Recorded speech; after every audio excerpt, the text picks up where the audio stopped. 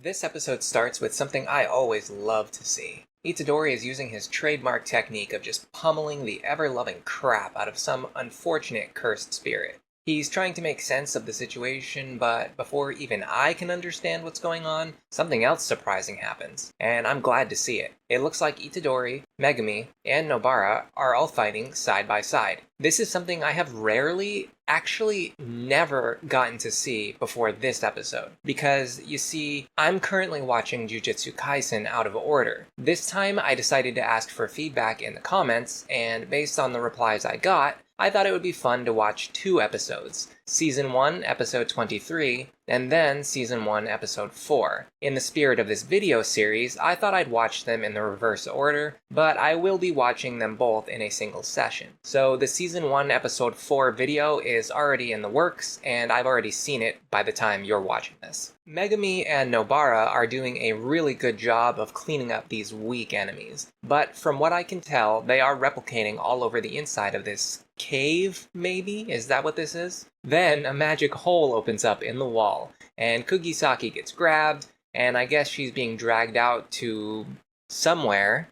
She's like, "Don't worry, I'll be fine, just stay here and fight." But then, when Itadori comes over to Megumi, he essentially passes on this sentiment, and he wants to handle things by himself. And he transfers the responsibility from Kugisaki over to, well, himself. So he tells Itadori, "Don't worry, I'll be fine, just go after Kugisaki, I'll stay here and fight." And so Itadori leaves, and now we're splitting up the party. This never goes well in D&D, but maybe it will be fine in Jujutsu Kaisen. I guess the magic hole brought Kugisaki outside of the cave because she meets this character. She can't even tell if he's a cursed spirit or a person, so I won't try to guess either. I mean, she knows way more about it than I do. Anyway, apparently they're not interested in killing Nobara or anyone else, as long as they're willing to give up and leave. But he says they're probably here for the same mission, and then the screen just cuts away, which is a little sad for me, because now I still don't know what the mission is. Back in the cave, Megumi is acting extremely cocky. He whacks these moles over and over again, one by one, but I swear, he's literally standing there saying, "This is too easy, you're making this too easy for me," and for some reason, he doesn't think that this could be a trap laid by the enemy, like maybe there's a reason why the opponent is making things too easy. I don't know, maybe I'm reading too much into this. Whoa, hold on a second, dude. Are you really just standing there with your eyes closed? I'm not even kidding.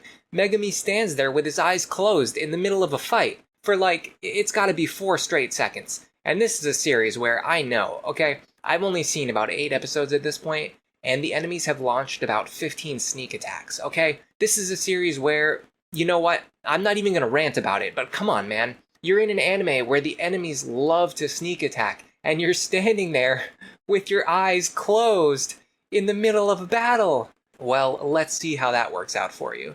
Thankfully, the enemy doesn't want to kill him. Another cursed spirit just comes out of its body and drops on the floor and flops around. It's really weird, but it looks like Megumi has a stronger enemy to fight. That's the situation. About 6 minutes into the episode, the credits finally start playing, and I'm wondering if I've been watching a stinger or a 6-minute long recap. But, well, aside from My Hero Academia, I don't think many modern anime have 6-minute long recaps, so we should be fine here. Oh, I forgot to mention, apparently they're after Sukuna's finger, which ties back really nicely into Season 1, Episode 1, which is the episode that I watched right before this one, which is kind of weird to say. Just as Megumi is thinking this enemy looks similar to one that he's fought before, but that it's probably even stronger than the previous one, well, the opponent instantly breaks his sword and forces Megumi into a really awkward defensive position. Yeah, I would agree, this guy seems pretty strong. Thankfully, Megumi still has his wolf summon to rely on, and I can't remember if I've seen this one before. I mostly remember seeing him with 2 wolves. Megumi gets punched so hard that he gets knocked into a flashback. We've seen this happen before. Thankfully, the cool dude with sunglasses is here to teach him some lessons about baseball and how they apply to his current situation, probably. I I guess the point we're making here is that Yuji will basically always go for a home run, and Megumi doesn't have the same mentality, and this is holding him back subconsciously. The cursed spirit pushes him back into this wall and absolutely Vegetas him once again, but the commenters were kind to me today because Megumi is not ready to give up. For a moment, I think he's about to use this technique, which will cost him his own life and allows him to win by sacrificing himself. I'm mostly just guessing this based on context clues and the flashback we just saw, but this does scare the cursed spirit enough that he stands back, and honestly, he just stands there and watches Megumi for a while and lets him do his thing. Megumi gives an epic declaration that he's going to imagine the strongest future version of himself and try to manifest that into reality. Then he does something called domain expansion. Now, I think I have heard or seen this term before. Maybe it was in a comment or something else. I definitely don't think I've seen it explained in the show yet. So if I ever saw someone mention this in a comment, I probably just stopped reading it right away to avoid spoilers. Either way, this seems like a really powerful technique of some kind. Maybe it's something you can only do under really specific conditions. I also kind of wish I could manifest the ideal version of myself and make my dreams a reality, but I guess it's not that easy. I've gone for the home run before, and I usually just strike out. In this case, it looks like it starts to spill ink all over the floor, and this giant puddle is probably going to help Megumi win. The puddle starts to turn into a bunch of frogs, which try to grab the cursed spirit. While his guard is down, Megumi kicks him in the face. Then, he kicks him again. You know what? Let's kick him a few more times for good measure. This strategy works pretty well for Itadori with his punching, so if Megumi copies his homework and changes it just a little bit, we can get an infinite kicking strategy. The puddle is going absolutely crazy, summoning more frogs, and Megumi is really amped up too, I can tell. You see, in his desperation, the cursed spirit fires another one of those arrows, which was capable of shattering rock and breaking apart the floor, but this one, Megumi stops it with his hand.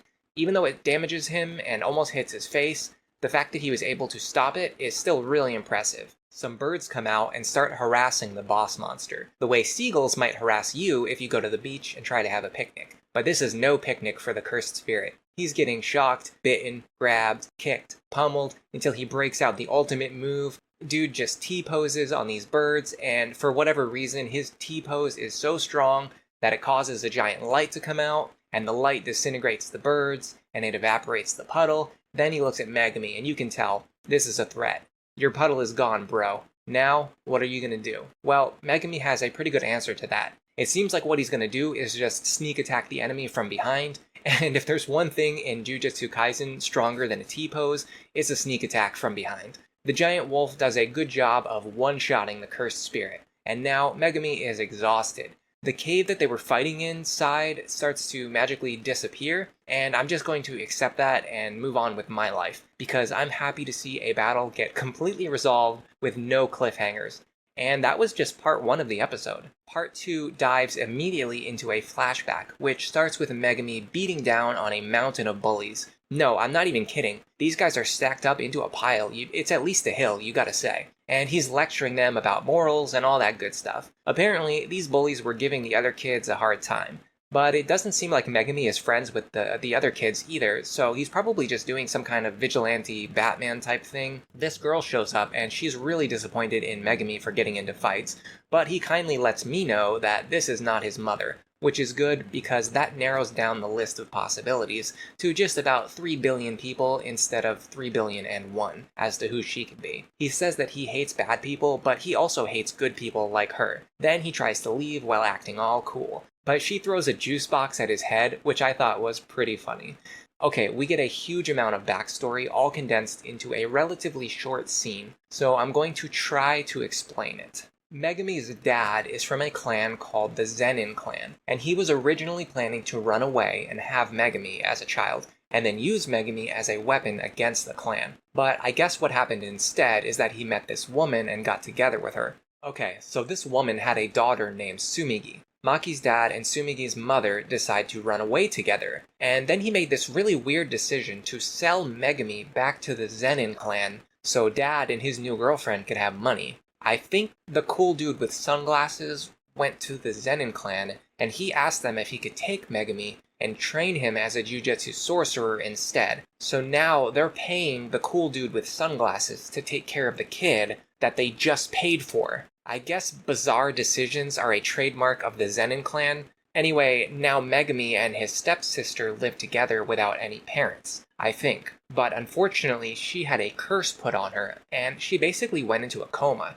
And now Megumi is all alone. He's regretting that he was such a jerk to her in the past. He always tried to act cool and be aloof, but now that he's older and more mature, he realizes that the reason Tsumigi was always pushing him was because she genuinely cared about him and wanted him to grow and to be happy and be a better person. As he's laying there, pondering his regrets, he falls asleep. Okay, let's get back to Nobara and this other dude, who seem to be really shocked about something. It seems like both of them are able to sense that Megumi has been released from the imaginary cave, and more importantly, that he has Sukuna's finger. But Kugisaki is pretty wise to guess that whoever has the finger right now, in this case it's Megumi, is probably badly injured from the fight that just concluded. The enemy tries to run away to retrieve the finger, but Kugisaki realizes that she can't let the enemy go, so she starts chasing him in order to defend Megumi. Apparently, this monster is really insecure about his back and the ugly thing on it, and when Itadori comes out of the portal, he sees the enemy in their most vulnerable state. Now the cursed spirit is declaring that he's going to kill Yuji, but, well, Nobara just smacks him in the head with a hammer while he's distracted. That's good teamwork, I suppose. The enemy reveals his ultimate technique, which is to JoJo pose and then start shooting blood out of his own back. And now we get around to our cliffhanger that I've known was coming for a while now anyway. There's a fun little post-credit scene where the characters think Megumi is getting hit on, and they intentionally try to cause as much of a ruckus as possible, just to throw him off his game, I suppose. But it's just the cliche turnabout where she's asking him for directions to the station, and I've seen this joke before in Daily Lives of High School Boys, and other anime as well, although there was still some fun to be had here based on the characters' individual reactions. Overall, this was another great episode. I feel like I got to see the core foundation of what the main group of characters are usually doing to advance the story, where up until now, because the cast is so large, the focus has been split between a lot of other minor characters who are all over the place in previous episodes. This episode was completely focused on the main trio, and especially Megumi, which is what I asked the commenters for. He had his development in bringing out an ultimate technique to win an important battle, a lot of information on his backstory and his sister to help fill in the gaps I was missing. Next episode is going to have an Itadori and Kugisaki tag team battle, but not for me. I'm watching this stuff out of order, right? So the next one for me is going to be Season 1, Episode 4. Subscribe if you want to watch it, like this video, or leave a comment if you enjoy my ramblings, but for now, enjoy the rest of your day.